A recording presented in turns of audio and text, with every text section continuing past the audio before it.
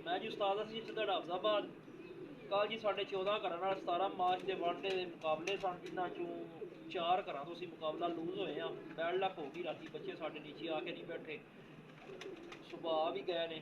बस कुछ अख्तियार जोड़े ना अल्लाह की ज़ात ने अपने कोल रखे ने, इज्जत इज्जत बेशक इंसान मेहनत करता है लेकिन जिन्ना जितना सी उन्होंने नसीब कोई बंदा खो नहीं सकता। लिहाजा 4 घर साढ़े तो मेरे तो मुकाबला जिते ने, जिते चो उस्ताद मास्टर मान शेखपुरा, उस्ताद राना सैफ नौशहरा विरका, उस्ताद मलक आरफ दंग खारियाँ और उस्ताद मीर नदीम असगर छत जेबी नंबरदार। यह 4 घर साढ़े को मुकाबला जिते ने, उन्होंने मेरे चौकी चौकी मुबारक होवे। तो जेडे साढ़े को हरे ने उन्होंने 2025 जोड़ा चेतर 25 तो स्टार्ट हो रहा, उनके वास्ते बेस्ट ऑफ लक की गोल्ड लक। हार जित गेम का हिस्सा है, तगड़ा मैच होया है और इंशाअल्लाह अल्लाह खैर करसी। 25 मार्च वास्ते जो जोड़े साढ़े 65 घर मुकाबले तय ने उन्होंने गोल्ड लक असी कहने हाँ। और कुछ दोस्तों बाद जी भी फोन किए हुए सन कि असी जो बाजियां लानियां बंद कीतियां ने।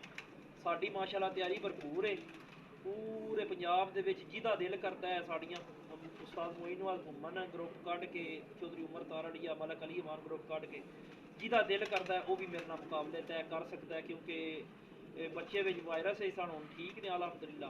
और अच्छा मैच सी और शायकीन जोड़े राती मायूस होए ने वो इज्जत जिलत अल्लाह पाक को है क्योंकि बाद कात कुछ चीज़ा अल्लाह पाक ने अपने इख्तियार रखिया ने। बच्चे कल अच्छे उड़े ने, अगर बैठ जाते दोनों 7:15 बजे बच्चे कट्ठे बैठते पे सन, वो नाल स्लिप हो के नाल दरख्तां ते चढ़ गए ने, सुबह आए ने। तो असी 99 घंटे समथिंग ज़्यादा बनते सन, चैंपीयन होंगे सन लेकिन घंटे दो सी पोजिशनां भी लूज कीतियां ने और 3-4 बाजियां भी हरे। लेकिन पार्ट ऑफ गेम है इंशाअल्लाह। गलतियां तो इंसान सीखता है, कुछ गलती हुई है जिस वजह तो साढ़े को मिसटेक हुई ने और हार इंसान सिखाती है ना कि वो बंदे डाउन करती है। और मैं सीखना इंशाअल्लाह और उम्मीद करना कि अपने जोड़े शायकीन ने जोड़े मेरे प्यार करते हैं उन्होंने 25 मार्च को अच्छा मुकाबला वेखने को मिलेगा और जोड़े मेरे तो सड़ते हैं और उन्होंने भी तगड़ा साड़ांगा इंशाअल्लाह। अल्लाह खैर करे।